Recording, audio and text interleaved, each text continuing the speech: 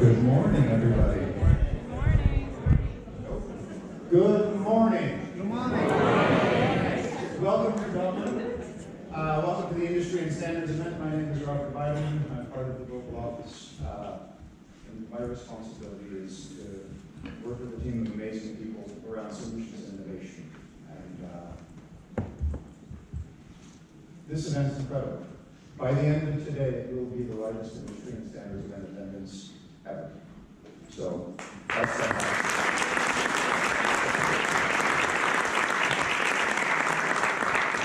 You look out at this room, and in every row that you're in, 10 people per row, 4 of you are here for the first time. Raise your hand if you're here for the first time. Everybody else, say hi to these people and make them feel welcome because they are.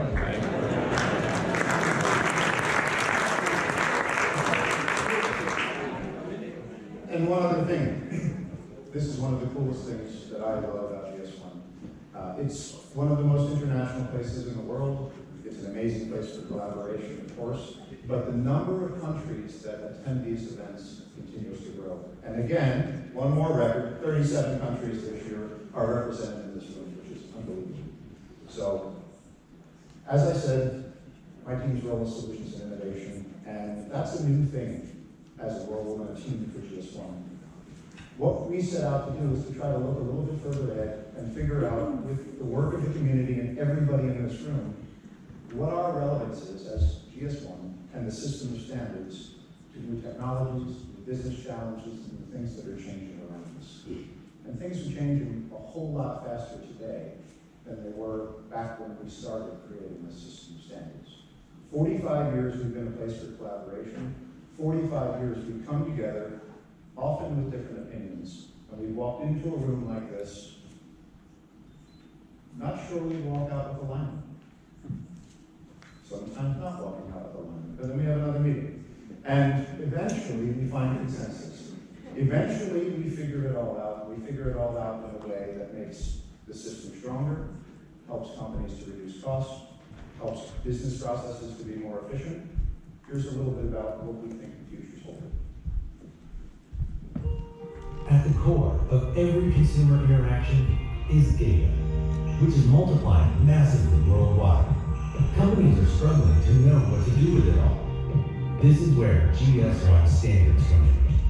They are the link between technology, consumers, and business. Anything that can be connected will be connected. Unique identification is crucial to this interconnected world. It is the key to linking the digital and the physical. Unique identification enables interoperability, automation, speed, accuracy, and visibility, and empowers industry to improve data, scale operations, and embrace emerging technology.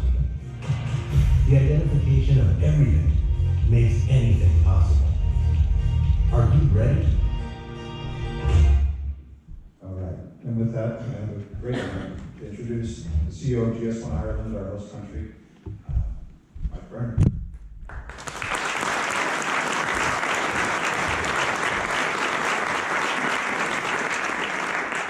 Good morning, everybody.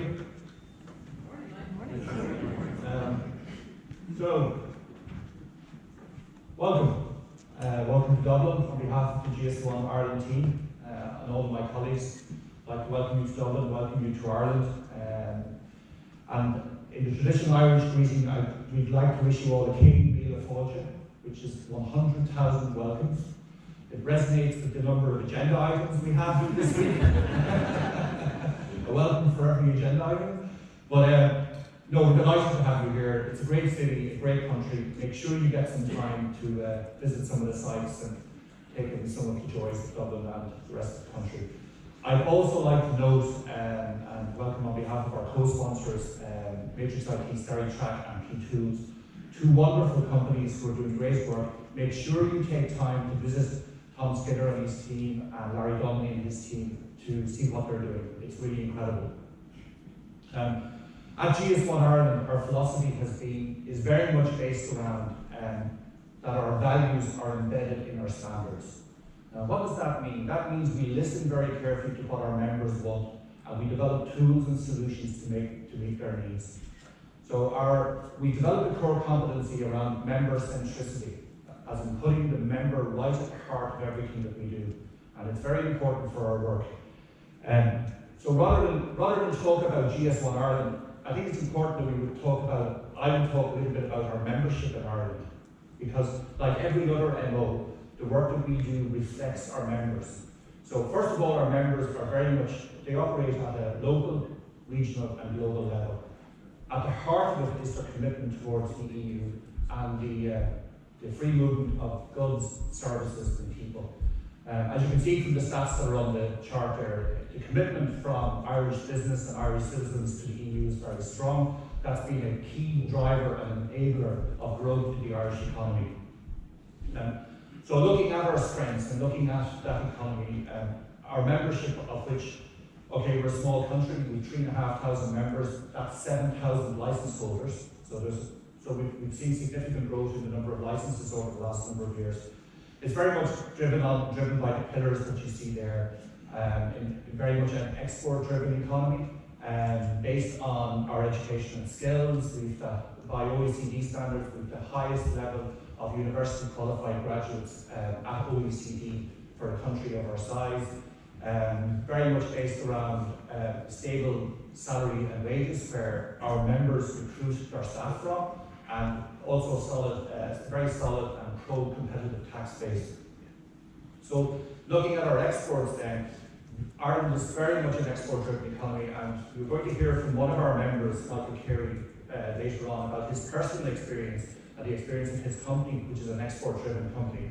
But looking at it in the round, in 2017, we hit an exceptional level of exports in this country, exporting almost 122 billion euro or $135 billion during the year. Now those markets were 50% of those exports were to our EU 28 neighbours, of which 13.5% actually was to the UK.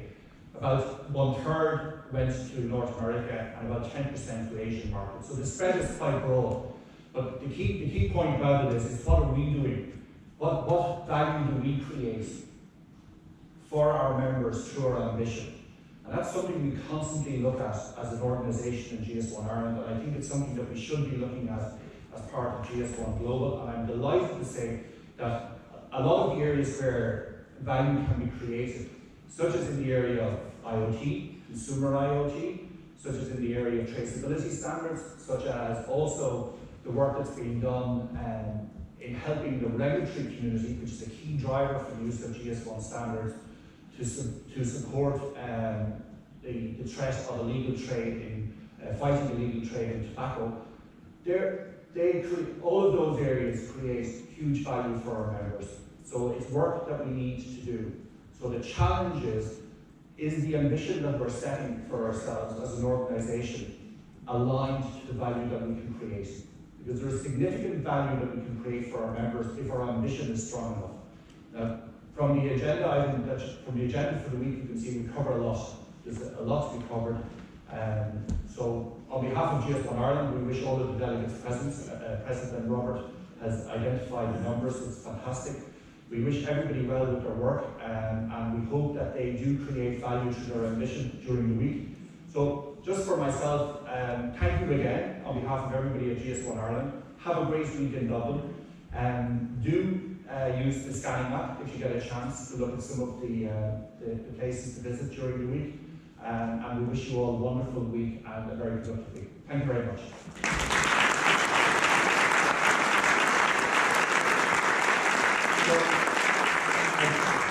I'm now delighted to introduce Andrew Hearn, who is Vice President of GS1 and Standards Development, to speak to you next. Thank you.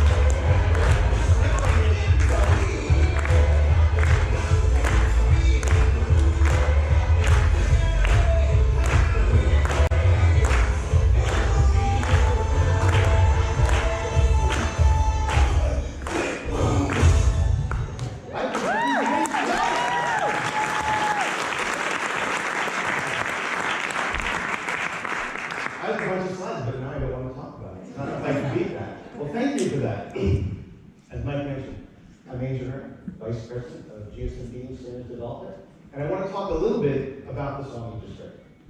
I've explained where it came from and why we played it. Right? It came from the American Broadway show Hamilton, which is about Alexander Hamilton, one of the founding fathers of the United States. But what's important isn't so much the play as it is what's going on in the words that you saw in the song. Because what's going on at this point in the play is there's a character who realizes that there are decisions being made in rooms that he's not in. His voice is not being heard because he is not there. And this song is what he breaks out into. Like we all do, we all break out this song. He's saying, I'm going to be there. I'm going to be in that room when those decisions are made. I want my opinion heard. I want my voice to be heard. And when we heard this song, several of us, we said the same thing. This is what GS1 is about. It's providing that room for all of you to give your voice, to be heard. And it's not just this week. It's not the physical meetings. It's not these plenaries. It's also conference calls, go-to meetings. When you answer the email from someone from around the world, that is that whole room that is GS1 that we try to provide and that you are all in to reach those compromises to get things done. It's the place where you come with all of your constraints and your concerns and try to pull it all together and trust in each other that's there, make some compromises and move ahead. And that's a big part of what GS1 is about and why you're here and why there's a record number of you here. So thank you for that. And some of the things that go on in these rooms that are in GS1, I'm not going to read that slide because it'll take all day. And there's actually more things we could have put on the slide, but what's important is to look at the diversity of what's there. And I bet even GS1 staffers probably can't name everything that's on the slide and explain it all. That's how complicated it is at times. But if you look at things from, we'll call it our usual traditional things like unique identification, global data synchronization network, GPC, you move on into expanding into healthcare with clinical trials. They met last week in Paris. They couldn't wait for Dublin. They had to do it in Paris. It was just too long for them. But we're also moving out into digital link, mobile-ready hero image, and those types of standards. So, one of the questions I get, what about relevance, Andrew? What about GS1 and relevance? And I say, well, look at what we have up here. And look at the fact that it's growing every time we're here. There's more groups and more things going on. Over 60 sessions going on this week, including everything that's going on. That's a lot. And work doesn't come if it doesn't get done. I think that's why, to me, this is all about relevance with this slide. Now, two things. There's one I really want to hit on, is digital link. I hope everyone looked at their attendee bag, because the team spent a lot of time putting the biscuits in there, as well as the flyers. If you pull up a flyer that has that shamrock on it, if you look, there's a QR code in the corner. If you take your phone and you click on that QR code, it uses the digital link standard to take you to the website that has that channel. So if you want to look for your picture, because it's made up of pictures of people who've been to previous events, you can find it there. But it's the standard that's in action on that flyer that's important. It's not just to talk about it. If you go in there and you click on it, it takes you right to the site that we want you to go to. Just like we take you right to the site that the brand owner wants you to go to. So take a look at it if you have a chance, if you have it. And if you're here for the first time, maybe your picture will be in the next time. So come back to the next event and maybe we'll have a good one for you there. But when you talk about mobile ready hero image, that is what the digital link is all about, online shopping. They're connecting the physical to the digital. And I'm looking, it's hard to see with the lights, but there's probably a few people shopping on their phone, right now. And it's a little dark, so if you see someone on their phone who's going to buy a pair of sneakers or maybe some more biscuits, look at the image that they have on their phone or their Kindle or their laptop.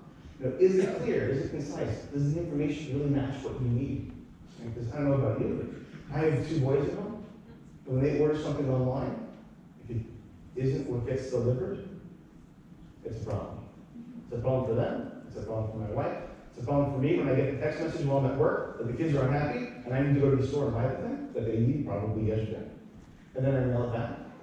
And then the retailer's unhappy because he has a return. Why do you want to do the costly return? So hopefully making sure those images are better, the better product gets arrived, what you expect arrives. And that'll hopefully make the whole process a lot more efficient. Other questions I was going to ask is, hey, how fast do things go? It's always a fun question. How fast do things go? So let's talk about the speed for a minute. So this is what we look like in 2016. That's why it's red. 443 days. These are for big projects. Unacceptable. But since 2016, we've put in some other process improvements in terms of having meetings in multiple locations so they can happen simultaneously in different time zones. But that's only a part of what's going on. So the 60% of you who've been here before, this improvement is really because of your work. It's what you've done that makes this faster. It's the commitment that all of you have to move the standards along in each of your groups. It's your dedication. It's those strange calls at weird hours. It's those emails, asking questions, trying to figure things out. All of that makes this type of thing happen. So I want to say thank you to everyone that's here, because you're the one who really made this happen, not us. And for the people who are new here, keep going and realize that we can move as fast as you want to go. Because when people come to my office, it happens every so often. It says, Andy, this is an important project. This is the only important project. But this is the important project, Andy. And how fast can you get it done? And what do you need? Well, now I've learned the answer is I need people who are committed to get it done. I need committed users, I need committed staff people. And if I have that done, I'll get it done whenever you need it. Because that's really the key. Because we can make it happen if we're committed to make it happen. Okay. Get one more. Oops, I had the wrong one. Okay. So who are the people who are in the room altogether? So last year, we had 333 people signed up with GS1. This year, over 400. So it's about a third in the last year. If you look at some of these categories, they're down 50%. That's pretty good. You're talking again about relevance, and things are important. I'll tell you this, people showing up is also relevance and importance. Because if we're not providing what you need, and giving you the efficiency and the answers and solutions you really need, you shouldn't come back, let's be honest. But seeing this type of number makes me feel very confident that that's exactly what we're doing. It's helping you give you what you need. All right. Be happy? This is my last slide. It's also one of my favorite ones. Every year, we go through and have a GS1 satisfaction survey that we send out to everyone, ask them several questions, see how they're doing. And as you can tell, there's still room for improvement in a lot of places, but it's the best number we've had in 5 years. Makes you feel good. But to me, the satisfaction survey is about our relationship.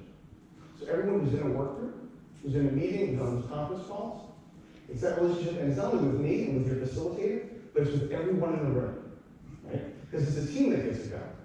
So when you're in your meetings, not only this week, but on all the calls and everything else, think about some of the things we talked about if you were here in our Jersey City meeting, about trusting each other and collaborating. Because that's a big part of being here, right? Because GSP really is the community, and it takes all of you to be involved and continue with the commitment and the passion that we've had so far to drive not only the speed of what we're doing, bringing new things, but also driving satisfaction. So this is a slide where I want to say again, thank you for everything you've done to make all of this happen, to make this event the biggest one that we've had here. It's all because of what you've been doing. And with that, I'm going to pass it over to Miguel Rivera, who's our CEO. And as he comes up, he's going to talk about some of the things that we're working on. Think about, again, that voice, what room you need to be in to have your voice heard. And when you see some of the things that Miguel's talking about, think, is that a room I need to be in? Should I be there to hear more about this? Because if I'm not there, who's going to represent me? Miguel, can you come up with us?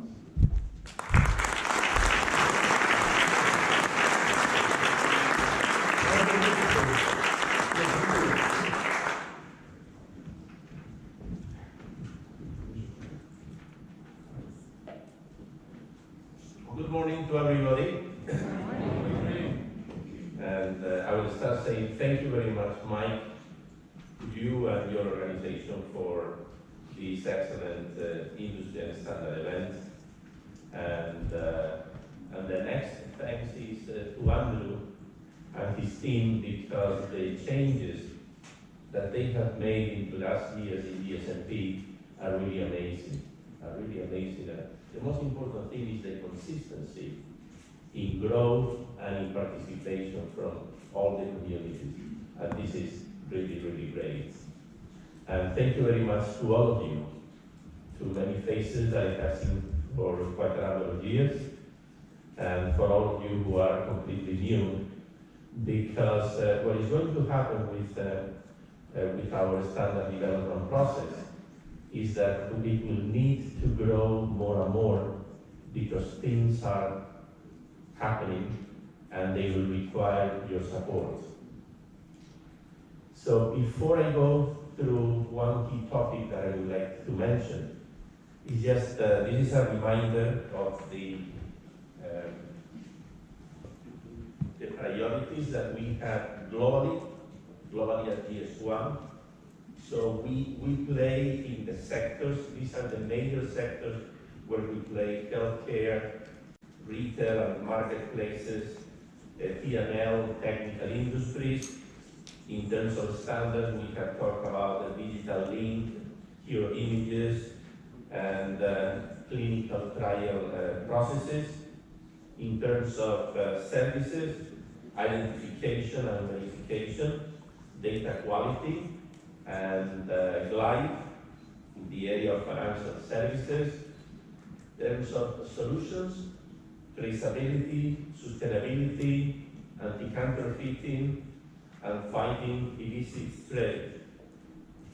In innovation, our focus is in a couple of topics: the consumer Internet of Things and blockchain, and in terms of organization is the big picture implementation. Now, if I have to pick one which is fundamental for what is going to happen, I would talk about the last one, the big picture implementation, because it's about the changes that GS1 needs to do to be highly relevant in this new internet world. This is fundamental, and it's going to have an impact in quite a number of areas. I would say there are a couple of things here that we are going to see. One is that from a very, very high focusing on our core, which are the global standards, we need to start working more and more on services. Because the reason why GS1 develops services is because those services are fundamental for implementing our standards. And we need to do it in a way which is similar across the world to facilitate the work of all our users. And within those services, the key one is going to be the GS1 Cloud. The GS1 Cloud is a very, very difficult project.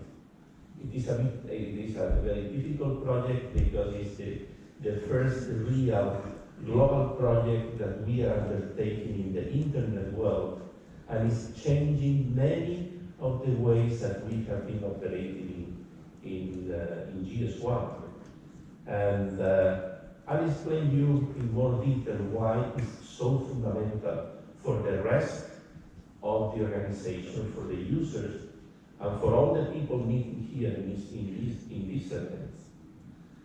These are some figures about what we want to do on the GS1 Cloud. At the end of the day, the GS1 Cloud is going to be a platform for services.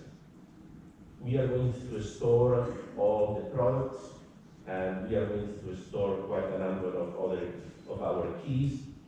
But you need to think in that GS1, the core of GS1, is going to be identification and registries with very basic information about our keys. And this is why this is so important. We want to do this on a stepwise approach. We are starting now with what we call Activate Beta. We have to say that thanks to GS1 Ireland to run it during some time, and they gave us the program, and now we are doing the rollout to the rest of the MOs. The next one will be checked, just to check that the G team is authentic, and there are some others that will come in the pipeline, and they will come depending very, very much on the needs of the user community. I mean, some figures that we have here, just to tell you how this is moving. Quite a number of countries. This is the MO provided by 33 MOs. In terms of queries, just a week ago, we were presenting this data to the advisory council, and there were about 100 million queries. In a week, we have moved to 166. You can see here the number of countries, 98, that are uploading information about the company prefixes. And right now we have 73 million GPs in the cloud. Don't get stuck with the number of these numbers, because out of these 73, there are GPs that are high quality, and others that will need to go through a process of cleaning that is going to take some time. And in fact, if you ask me what is the biggest challenge that we are going to have, not only GS1, but in the companies in the coming years, is going to be about the data quality. The first test that we have seen on the data coming from all over the world on the quality of just simple data, like the GPs, some of the information is really terrible. So for 45 years, the companies have been just giving GPs, but not following the rules that we developed a long time ago. And the result is that there are, the way as some have been implemented is very, very poor. And here is one important thing, which is the following.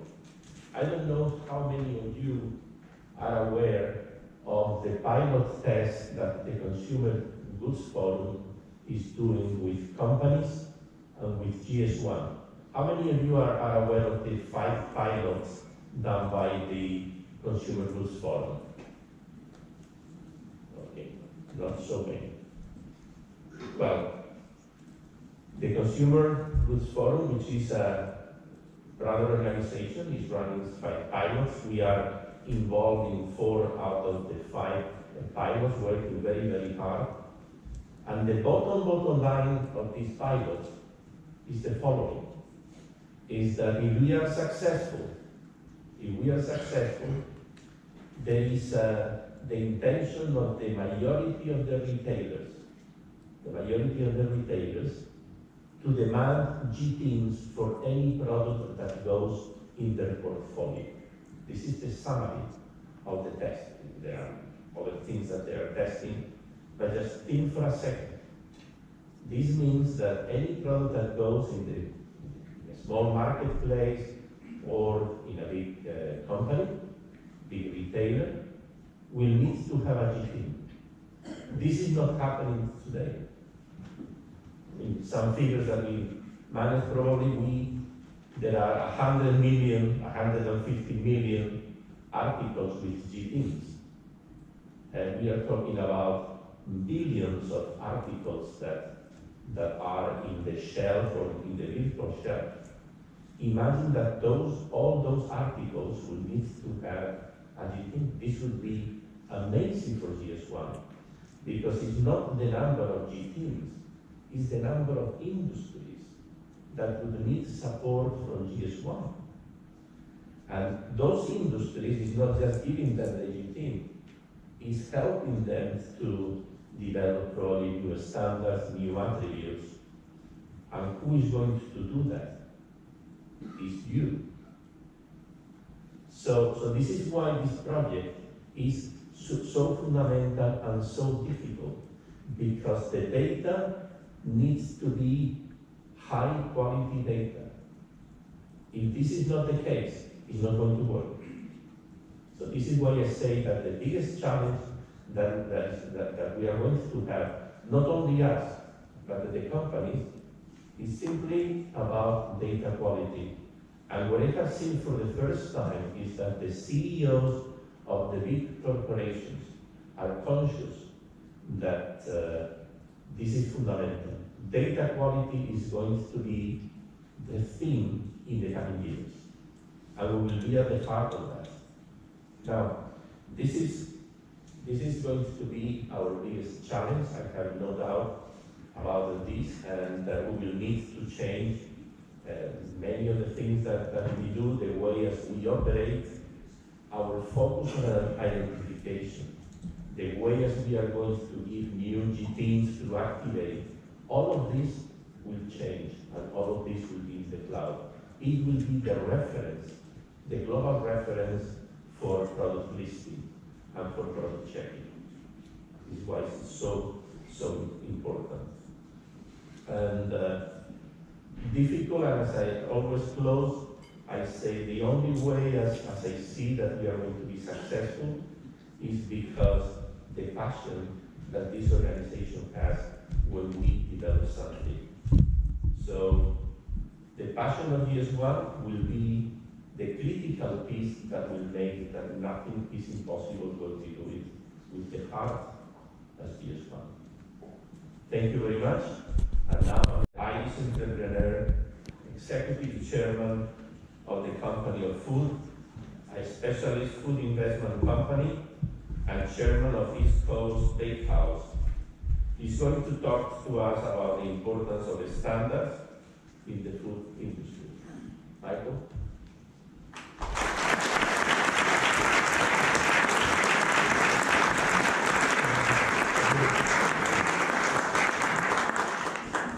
Good morning.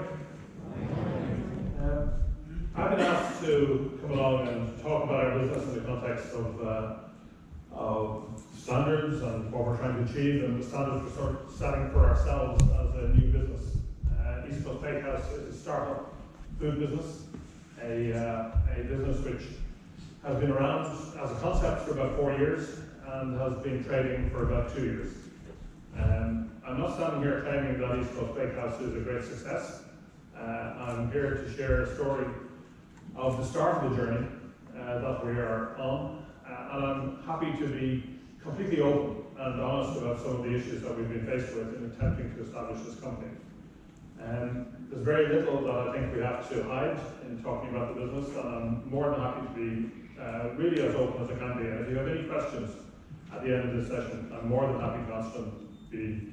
Don't be shy about asking any detailed questions or any aspects that you think a group like this might be interested in.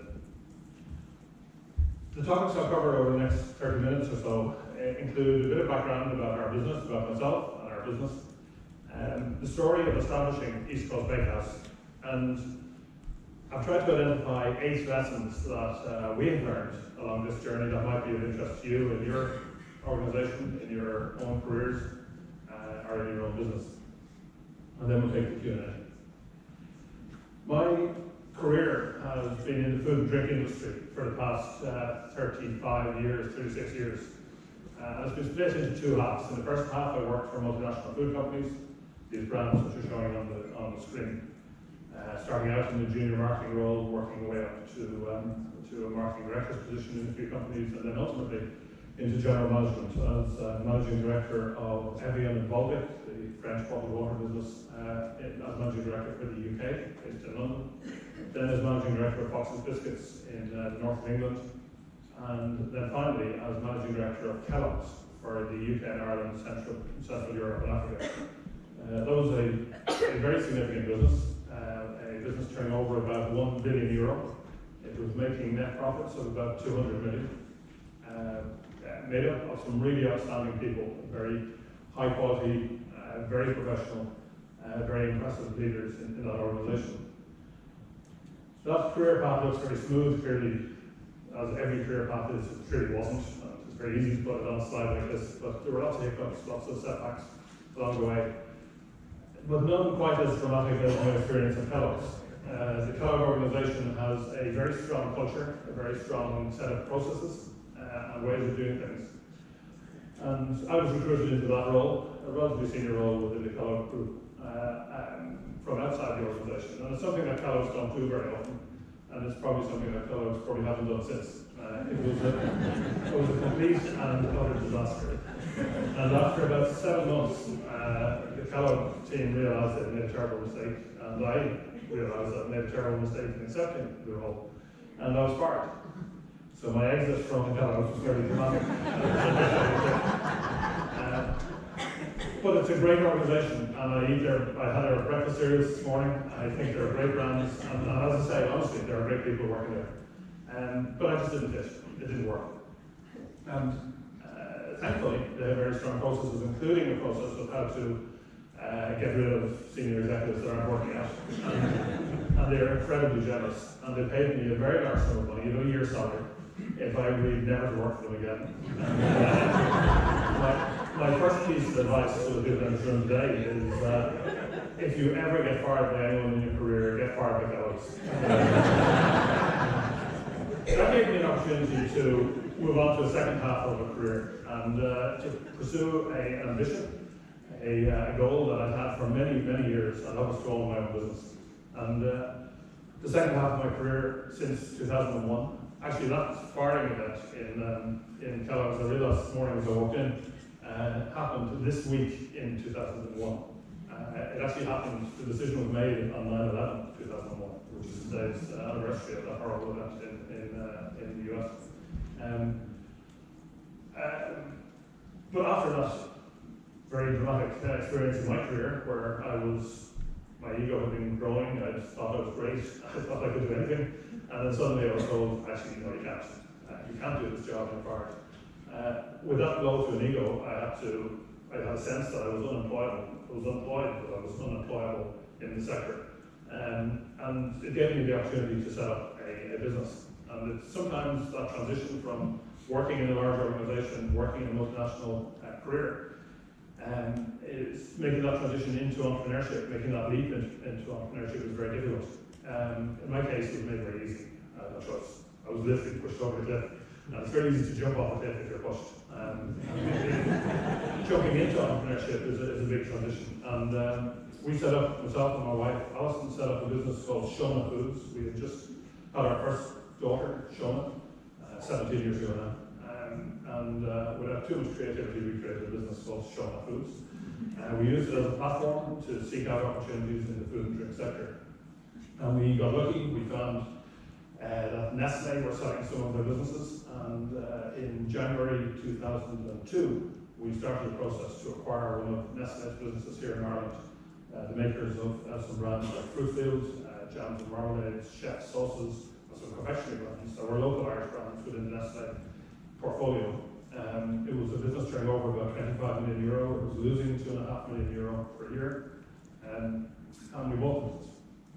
We brought in some private equity. We took about 60% equity stake in it ourselves, and sold off 40% to major investors. And we acquired that business supported by bank debt for about €8 million. we thankfully managed to turn that business around. We put a management team together, including some executives from the old Nestle business and some external people who came together. And we managed that business in the following year, and it became profitable. We used that then as a platform to acquire Jacobs Biscuits, a local Irish biscuit business, which was much bigger. It was 5 times the size of Brookfield. We acquired that business for €70 million, using bank debt entirely to buy that business and using the equity that we had in Brookfield as our investment. We ran that business for about 7 or 8 years, and then we sold it in 2011 to a group called Valio Foods, who are a consolidator of food companies. They've been buying, acquiring, and integrating food companies. And have continued to do it since they bought Jacob Brookfield. They're now a business of about €1 billion turnover, with businesses here in Ireland, in the UK, and in mainland Europe. And I sat on the board of Valio and held a share, an equity share in Valio for a number of years. And in parallel with that, on that exit from Jacob Brookfield, we set up an investment company called the Company of Food. It's a specialist food investment business, focusing on opportunities in food and drink only, buying some shares on the public markets, but also investing in startups and backing entrepreneurs, or establishing our own teams to establish businesses. And we've done about half a dozen of them. East Coast Bakehouse is the latest one, and the most significant in terms of scale. And I'll talk about that in some detail in a few moments. In parallel with that, over the last 6 years, I've been chairman of the Irish government's food promotion board, Board BIA, is the Gaelic for food board. And within Board BIA, an approach that has been taken for the entire Irish food industry has been about setting standards and setting a proposition for Irish food and drink globally that makes it stand out from other sources of food and drink. And the proposition being presented is that Ireland is one of the most sustainable sources of food and drink in the world. We currently export 80% of all the food we produce here in Ireland. For a country of 4 million people, we produce enough food to feed about 40 million people. We have, we're huge in dairy, we're massive in beef, we're very big in Irish whiskey, and you want to sample some Guinness and Irish whiskey tomorrow night. I see you're attending an event at the Guinness stores. It's a sector which is really booming. It has been growing year on year over the last 7 years, right through the recession.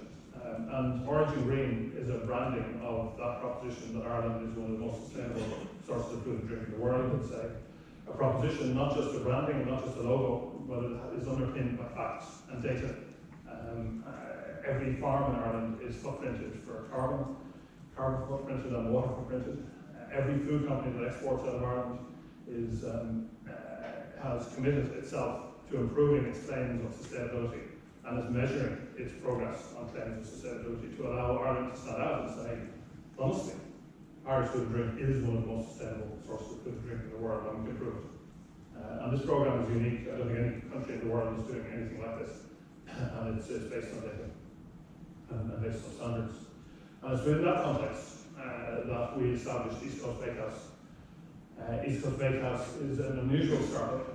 Most food startups are small startups. They start up as maybe a recipe, they develop a product in the kitchen, they're tried in perhaps a farmer's market or local retailers, and if they work, eventually they get wider regional and national distribution. In the case of East Coast Bakehouse, we decided that it should be a scaled startup.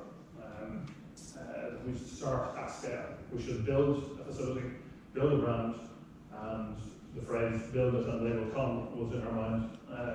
We've built it, and thankfully they're coming. The business is now building, and we've spent the last couple of years building it up to get beyond the stage of break even and into profitability.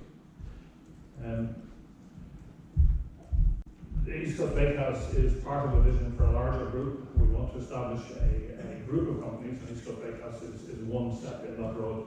We want to create a new food producing group in Ireland, competitively producing good tasting food products using great ingredients in local world-class sustainable facilities.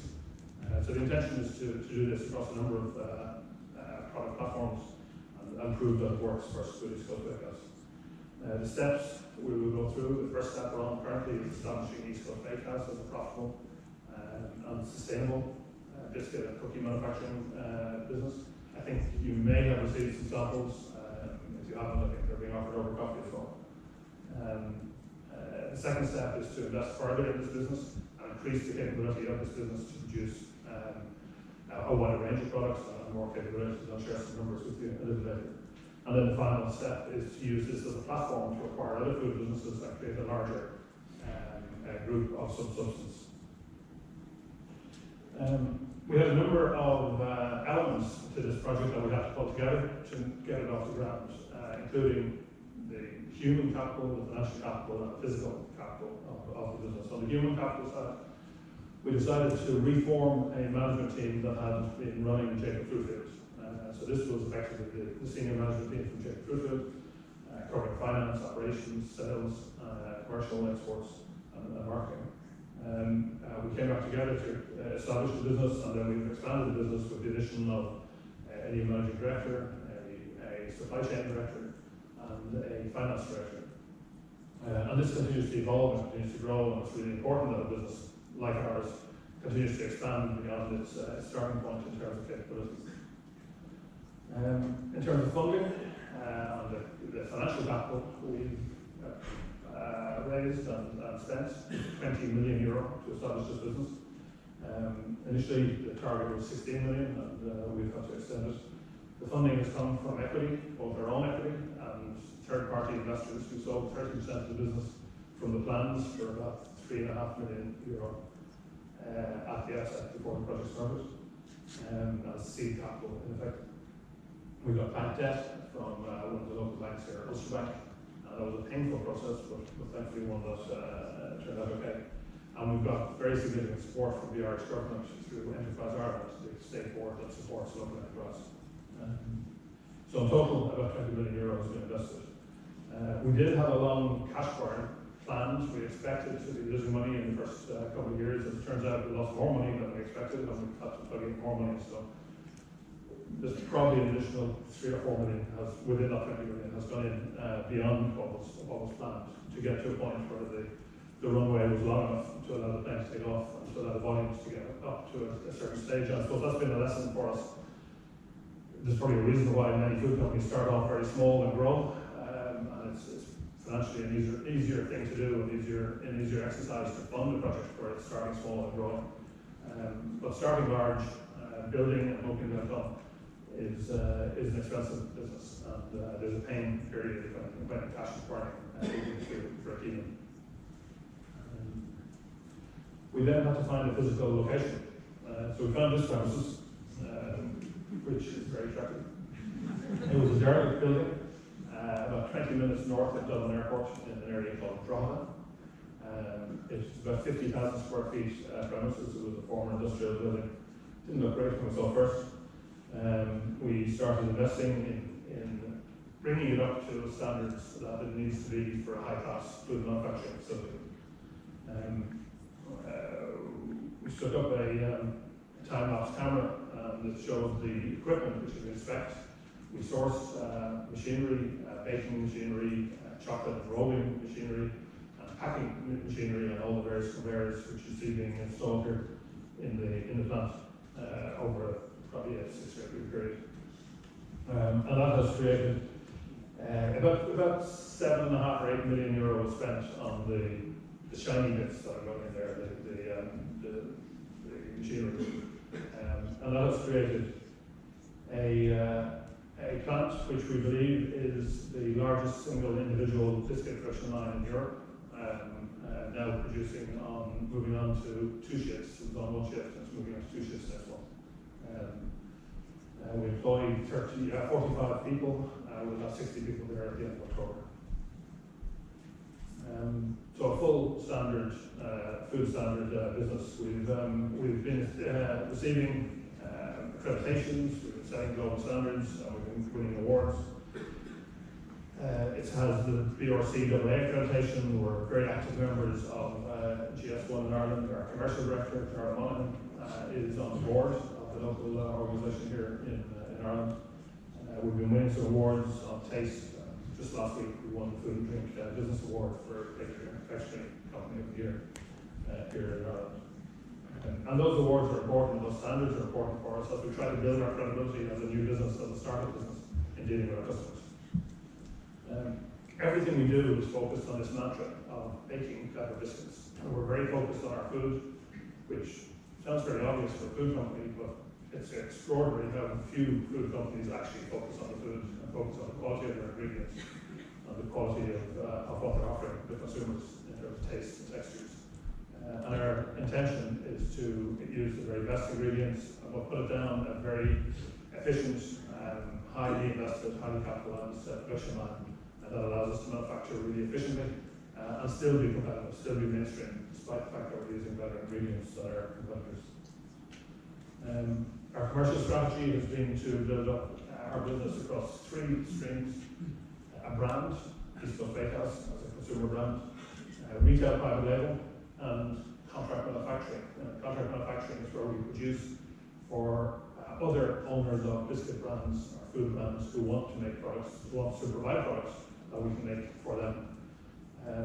And in terms of geographies, our domestic market, the UK, and the rest of the world export are the 3 regions we focus on. In our original business plan, we aimed as our bullseye target to focus on private label in the UK, expecting to do about 80% of our volume in the UK, and then Brexit happened. So our plan has changed dramatically, and we've had to refocus on some of the other opportunities that were there. And I'm happy to talk more about Brexit if you'd like to ask questions about it. In terms of our business segments and source of business on our brand, we developed a brand called East Coast Bakehouse. In the domestic market, we're in all major retailers with full distribution across the country. We're in petrol forecourts, garbage forecourts. We're on airlines. Some of you may have flown into Aer Lingus. It's offered as a snack on Aer Lingus and on CityJet airlines traveling out of Dublin. We'll do about, in the Irish market this year, we'll do about €1 million of revenue. We started trading in June 2016. In the UK, we launched the brand with a number of listings, including the most recent one being with Morrison's in the UK, where we have 5 individual products, unique products for Morrison's since last June in all of the stores, and a couple of other listings in the UK. And internationally, beyond the UK, we have extended our exports to currently 18 other countries, so we're in 20 countries now, working through an agent called Tudor Rose International, who have access to structures within these markets. And the products appear on shelves across these markets. In setting up the brand, we believe that it's important to have some depth to the brand, some substance to the brand beyond just offering food. And consumers are expecting it, employees are expecting it. And our approach has been to create a fund called the Baker's Dozen Fund. A Baker's Dozen is 13, not 12. It's a historic thing about bakers giving out, supplying 13 loaves of bread when a dozen were ordered. In our case, we're committing profits from every 13th packet of biscuits that we produce to good causes, and we're focusing on homelessness and hunger as particular issues around good causes, both locally here and internationally, and we're involved very heavily in housing and homelessness projects in the Irish markets, and some international activities around hunger in Haiti and Uganda and Malawi.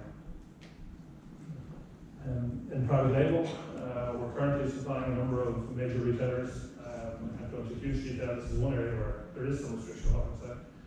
But we're supplying a number of major retailers now, and we'll supply more of them in the coming weeks and months, both in Ireland, the UK, and in mainland Europe. And the third area of business is contract manufacturing, which has surprised us as an opportunity. We weren't expecting this to be as big as it turns out to be. We're currently manufacturing biscuits for 4 owners of biscuit brands, and by the end of November, we'll be producing for 6 biscuit brand owners. And we're offering them a capability and innovation, a very efficient manufacturing facility, and a Brexit risk mitigation solution, which for biscuit brands based in the UK or producing in the UK, they're very concerned about what will happen if there's a no-deal exit or a hard exit out of the EU. for British companies. And having a manufacturing base, having access to a manufacturing base within the EU is of great value to them. And that seems to have captured their attention. And particularly in areas of innovation. In one retailer, by the end of this month, we have 36 stock keeping units across our brand, private label products, and contract manufacturing for 3 of those 4 companies. In terms of numbers, as I said, we had losses, expected to have losses, but more losses than we expected in the first couple of years. We're currently this year at just ahead of break even. In the fourth quarter of this year, we will have generated revenues of around annualized revenues of 13 million euro, and we'll generate profit, EBITDA profit of just short of 2 million euro. And that's on track on our business plan to get towards a business with the capability of the existing investment that we've made to generate revenues of about 27 million, generating about 5 million EBITDA. So the 8 lessons, about a minute I think for each of these to run through before I finish. The first one is at go on a new project like this, all of the kettles need to boil at the same time.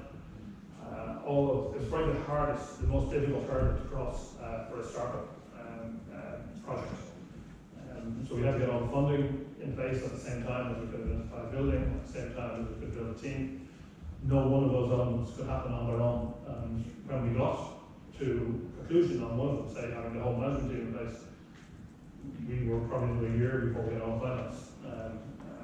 So we couldn't get the funding until we got the building, we couldn't get the bank debt until we got the equity. So everything had to happen at the same time, and getting that project to coordinate, to climax at the same time, where everything could be committed at once, was a really difficult task. The second lesson for me is that this famous German quote that no battle plan ever survives the first encounter with the enemy. I think Mike Tyson, the boxer in the States, used a similar phrase saying, every boxer has a plan until he's punched in the face.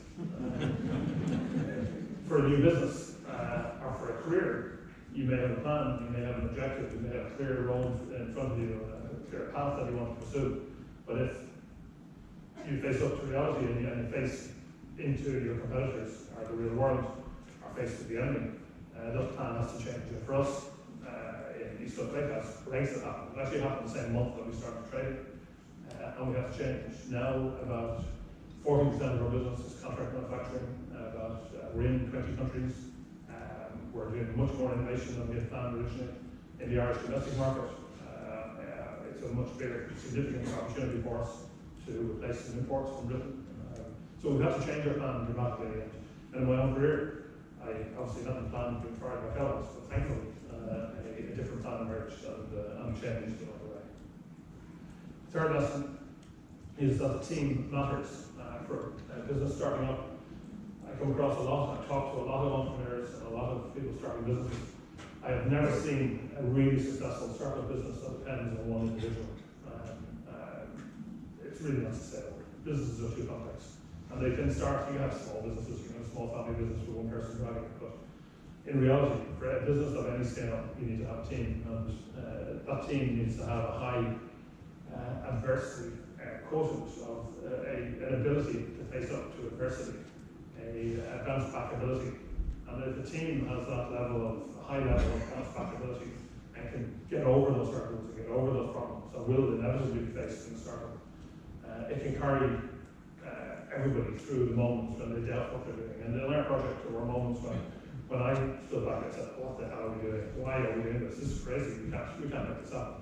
And the rest of the team would carry me through. And similarly, other members of the team, their heads dropped, and the rest of us carried me through. So having a team together that builds a business is really crucially important. And that team needs to be scaled at a level that takes you to the next level, that takes you to the next step on your road. So we've developed a management team that's capable of running a business probably 100 million or 200 million revenues. And it has the bandwidth and has the capability to grow, allow the business to grow into their capabilities. And rather than chasing and stretching a team beyond its capabilities or its bandwidth. And the same, just on that last point, the same point has applied to our board. On our board, we've got non-executive directors. One of them is the former European president of Kellogg's. Having access to people like that in the organisation, having access to that quality of thinking and quality of professionalism is setting that standard to allow you to grow into that bigger business. Fourth lesson has been around funding. Funding for startups is a major problem. In every sector, not just in food, not just in Ireland, in every sector, funding for startups is a real struggle. The banks all over Europe, particularly here in Ireland, are advertising very heavily about how they support entrepreneurship and how they invest in people who want to create something. One of our banks here in Ireland have a phrase, an advertising phrase, we're backing brave. We're supporting people who take brave decisions and take risks.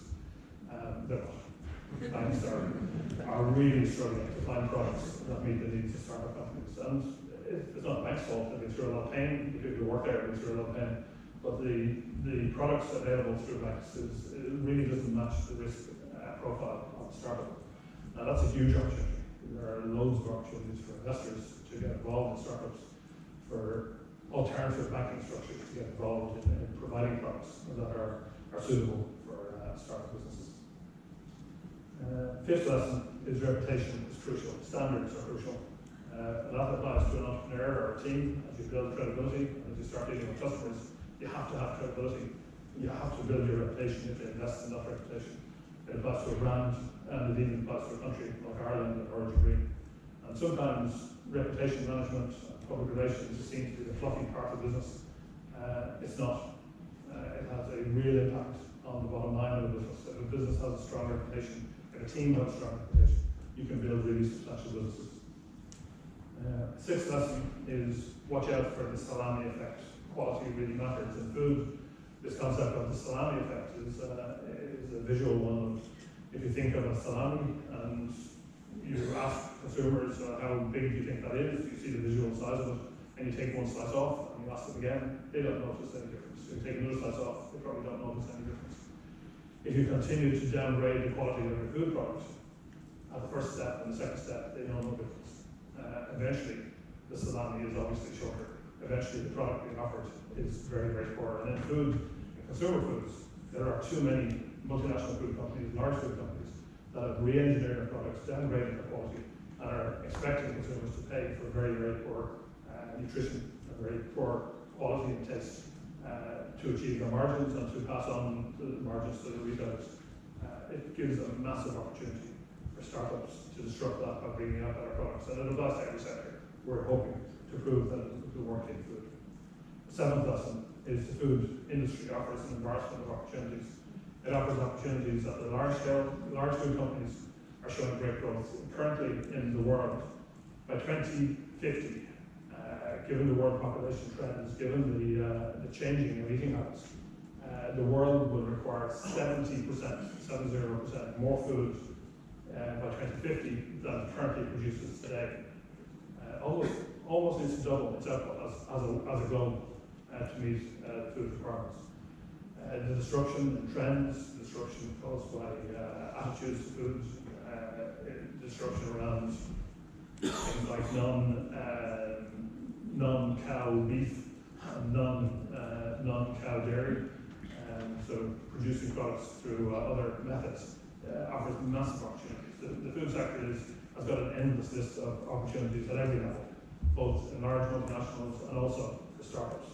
And finally, the worst day as an entrepreneur is better than the best day working for a large company. If anybody in this room has any inkling of starting a business, I'd urge you to jump off that cliff.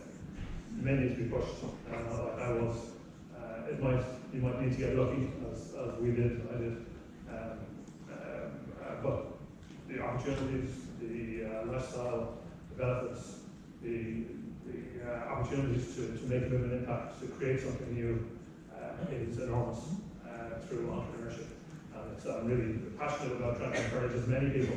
The Irish society needs it, European society needs it, the globe needs more people getting up and starting new businesses and creating wealth and creating benefits for society through entrepreneurship. Thank you, President.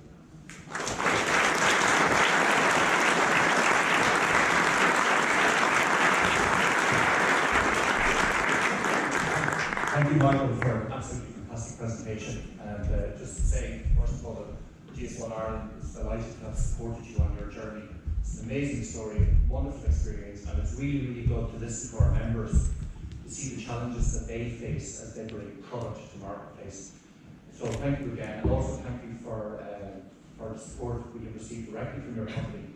Darren Mullen, as you mentioned, has been a member and non-executive director of GS1 Ireland for many years now, and it's through his guidance as well that we're able to develop the products that meet your needs. So thank you. We have time for some questions, so if you'd like to raise your hand, I'll do my best to see you, and if you just state your name and the organisation that you represent, we take questions. So do I see any hands there? Sajid.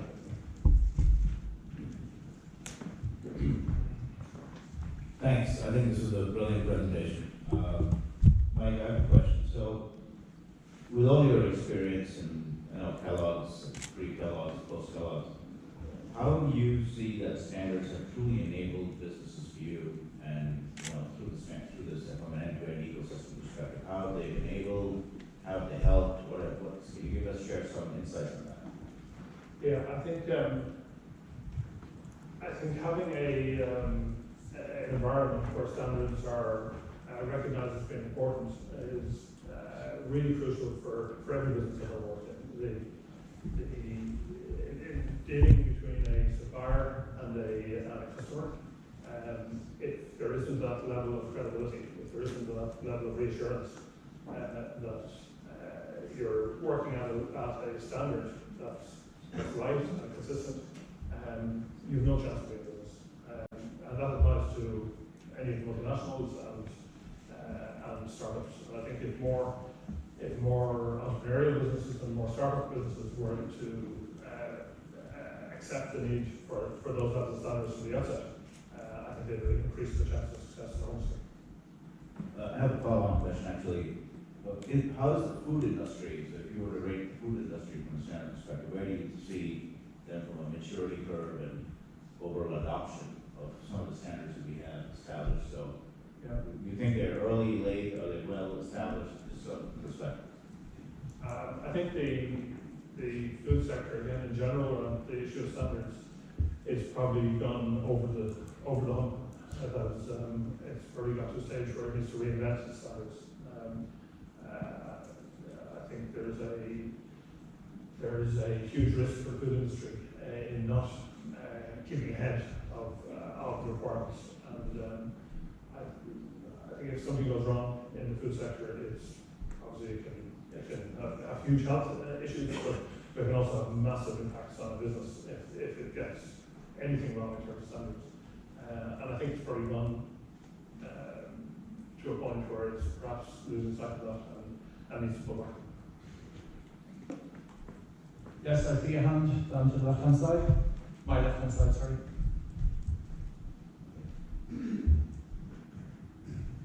Hi, Aaron Miller from GS1 Global Office. I was wondering if you had to implement any traceability standards in the sourcing of your raw materials throughout the life cycle to the consumer. Yeah, probably the best example is at a national level here in Ireland. That reference I made earlier to Origin Green, I think, is a fantastic example. If you haven't seen the Origin Green branding and the Origin Green sort of proof behind the branding, I'd really urge you to look at it.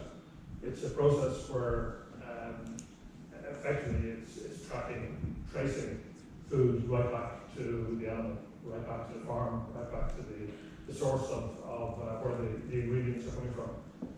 It's a process of really understanding everything about where that food comes from and being able to prove it to the customers and doing it credibly. And it's brought in external, international organisations to endorse those standards and to endorse those systems to prove that it's not superficial.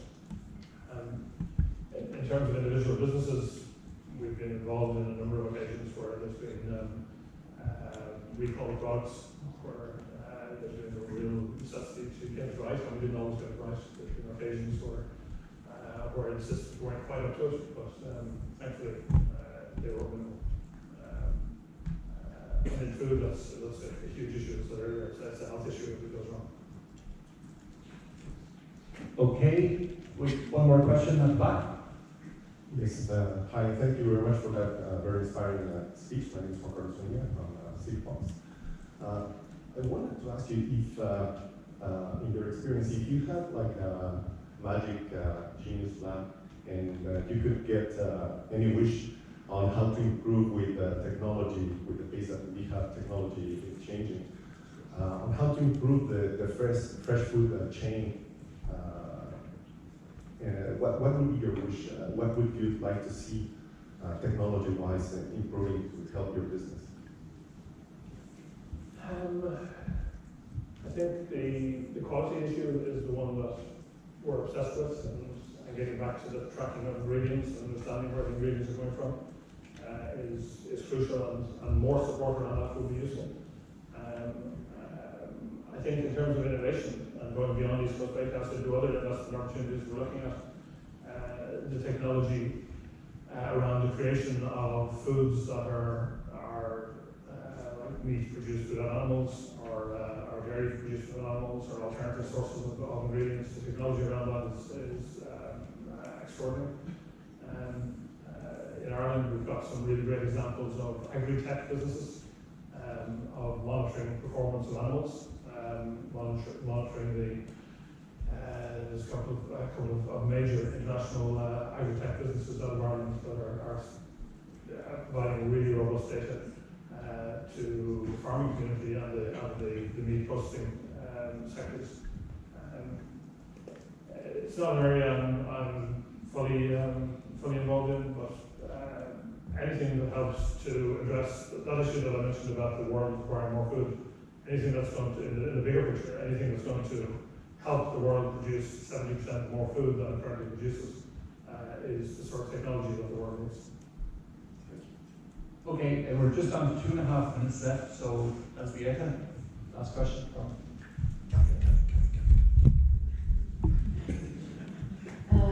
Thomas from Poland, thank you for your inspirational presentation. I have a question about innovation and standards. You have invested quite a lot in innovation, and do you see standards as something that support innovation, or rather you perceive it as a kind of a barrier? We have a team working on innovation, product innovation, that have been there since the project started. And the team we have in place have come from multinational food companies. They've come from organizations where the processes are very strict, and the standards they're applying is very strict. Sometimes, coming to it as more of a commercial person, I get frustrated with those levels of the level of process and the level of standards, but we've come to realise that they're vital. And I think we can't break the rules until we know the rules, and we can't bypass steps until we really understand how the steps should work. So I think having the systems, having the standards, having the processes in place to make to allow the innovation to lead to really quality output is crucial. The delays that cause are frustrating, but we have to deal with that, and where we break the rules, we do it very normally. Thank you. We have time just to squeeze in one more question. So Kevin. We might go out one Brexit question. So Brexit obviously represents an unprecedented disruption to supply chains across a given area. What do you think the challenges are for industry in overcoming these problems, whatever shape Brexit may take? Yeah, Brexit is a horrific event. It's a very sad event. To see the UK leaving the EU is not good news, and the impact on the food industry is enormous. I think some of the issues, like supply chain related issues, how we, as I said earlier, we export 80% of the food we produce. An awful lot of it goes through to the UK. 37% of it goes to the UK, and more of it goes through the UK as a land bridge into Europe. So the physical issues are frightening. The idea of having fresh food sitting in trucks, queuing to be passed customs, is a transition that's unthinkable. It's, food will be in short supply in the UK. Food exports from the UK will be restricted. The danger on the standards issue, the danger that the UK will veer away from European standards on food is very dangerous risk.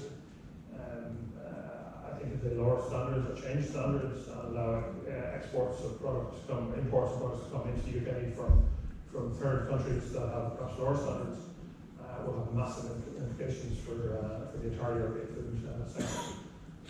Having said that, there are some enormous opportunities that are thrown up by that disruption, and every disruption has opportunities. I think that it's an often quoted line with the word crisis in Chinese. There's some Chinese people here in some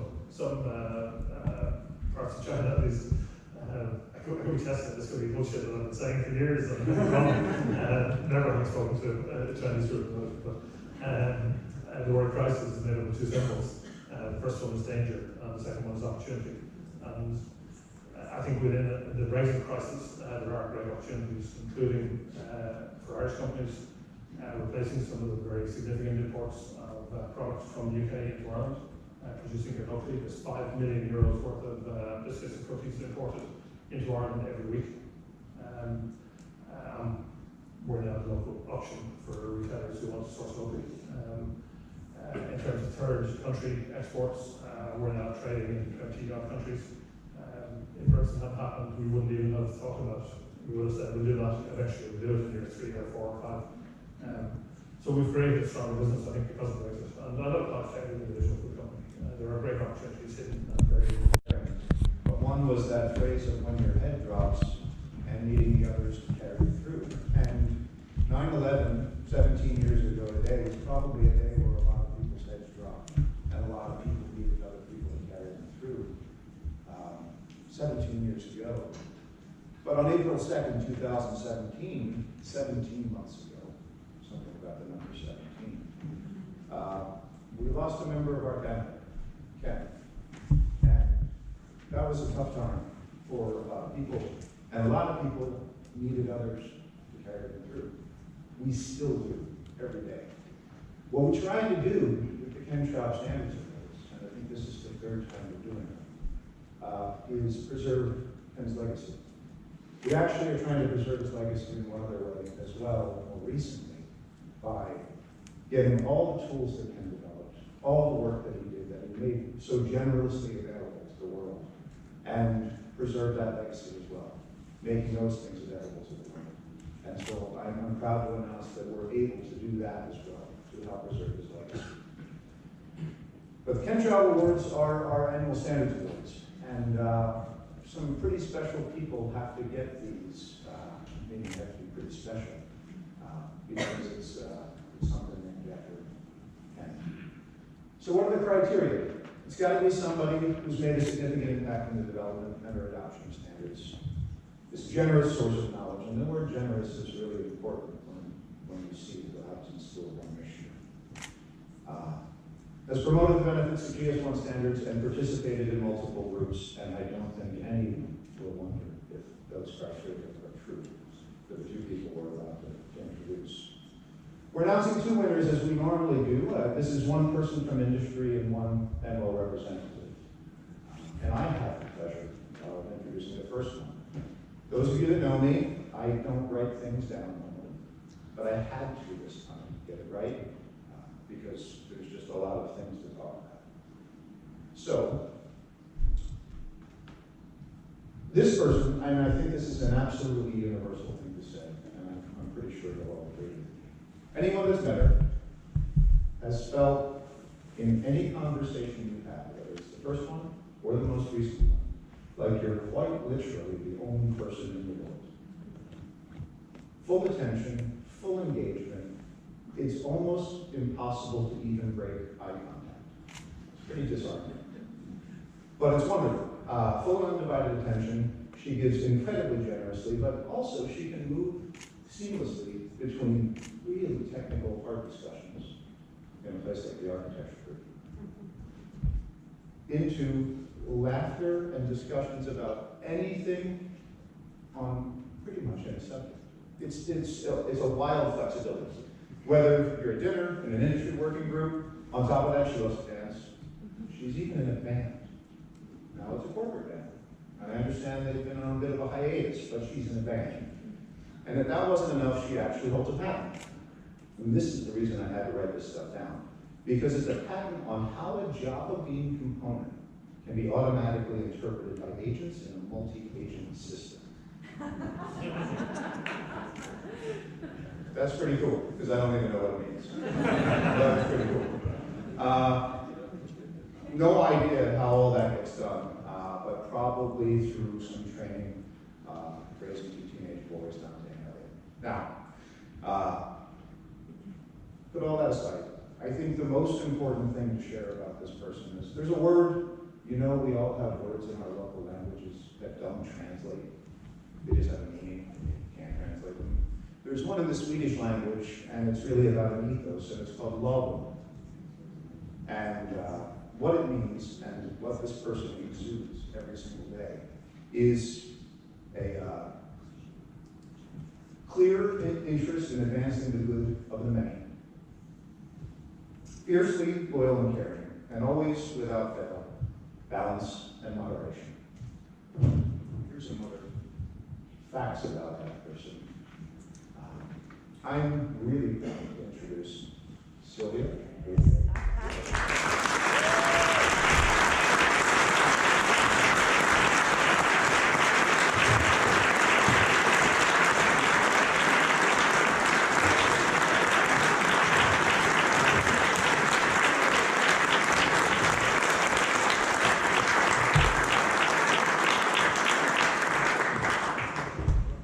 Thank you very much.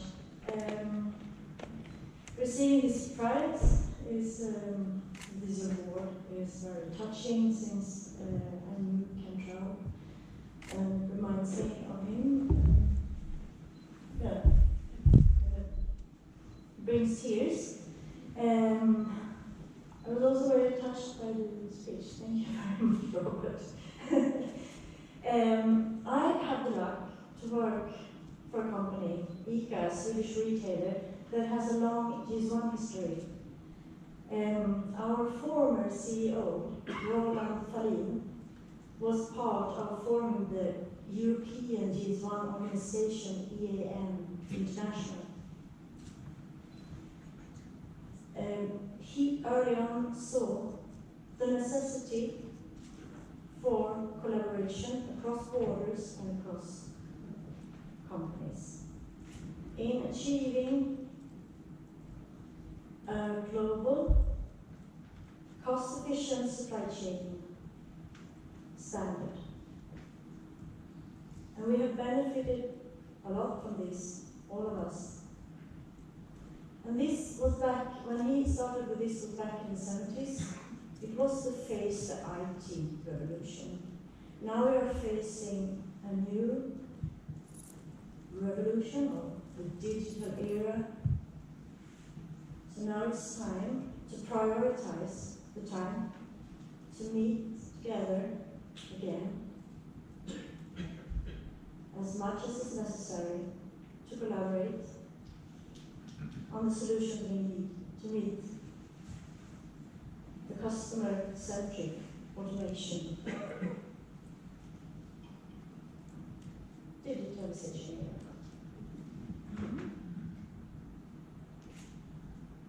Thank you. Thank you so much.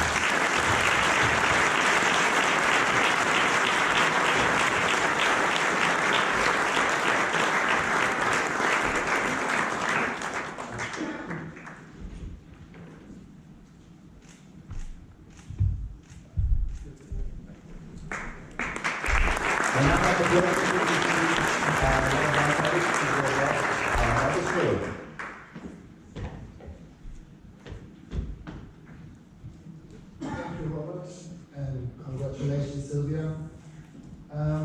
Well, I'm very grateful for being asked to present this year's Ken Trout Stennis Award to the person coming from the GS1 member organization.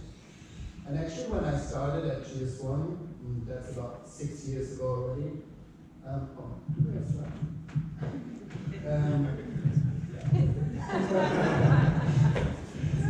that's about 6 years ago already. This person invited me to lunch on one of my first days, basically, and we immediately made a very good connection. And that may be because we share a history, and we both have been working in the apparel sector before we joined GS1. And we also share a passion, and it's basically a passion for RFID and state-of-the-art retail applications. I talked to several colleagues about this year's winner and asked, what do you think about him? And what I heard was super smart, super passionate, super collaborative, humble, things out of the box. And there's actually nothing much I can add, except for I personally have learned really a lot from this person. And he is not only very knowledgeable about our standards and the entire GS1 system, he's open-minded, super helpful, and friendly to everyone. Well, of course, as long as you stick to the standard. Now, he's capable of seeing the bigger picture, and last but not least, an entirely respected expert on RFID, EPCIS, traceability, you name it, by many GS1 colleagues and users of the within the global GS1 community. This summer, he had been invited by GS1 Japan to present at their annual RFID event to hundreds of Japanese GS1 users. An honor that we both share with Ken, who presented there only 2 years ago.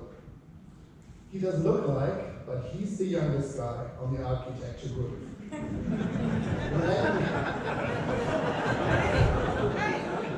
Let me introduce to you Dr. Ralf Kröger, GS1 Germany.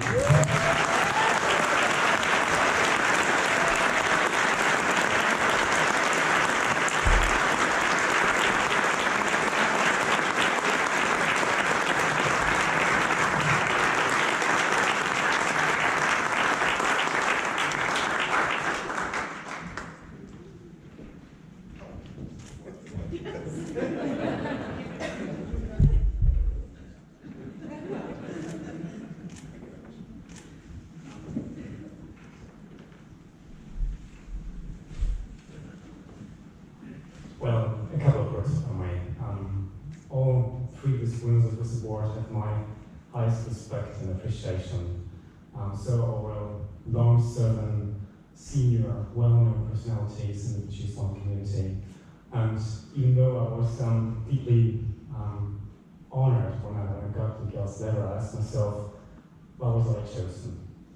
And as Marcus just pointed out, the spontaneous answer that came to mind was, maybe it's the first time in my life to have an adventure looking forward when I actually am. Marcus just confirmed this sport. And I mean, as many of us know, one of the first recipients of this award, of the GS1 award, was Ken himself before it. His own name was appended to it, rightfully appended to it.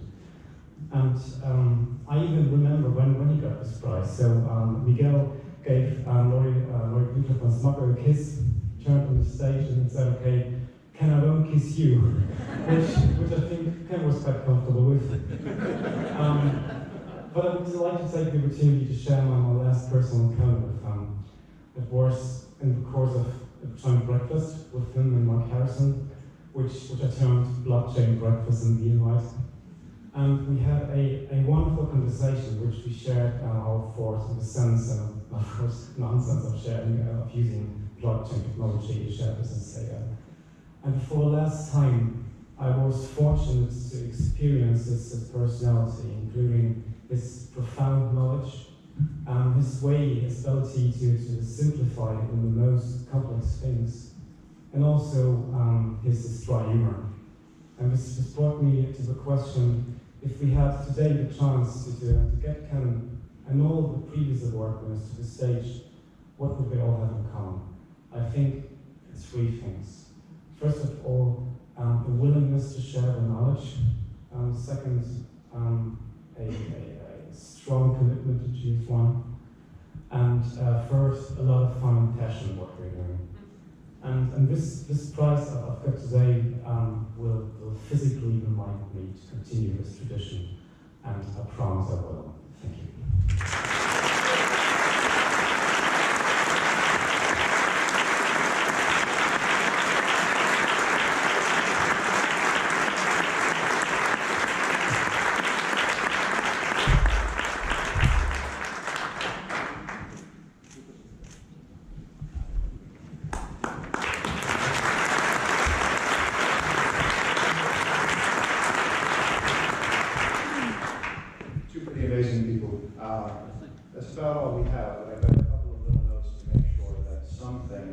forgotten.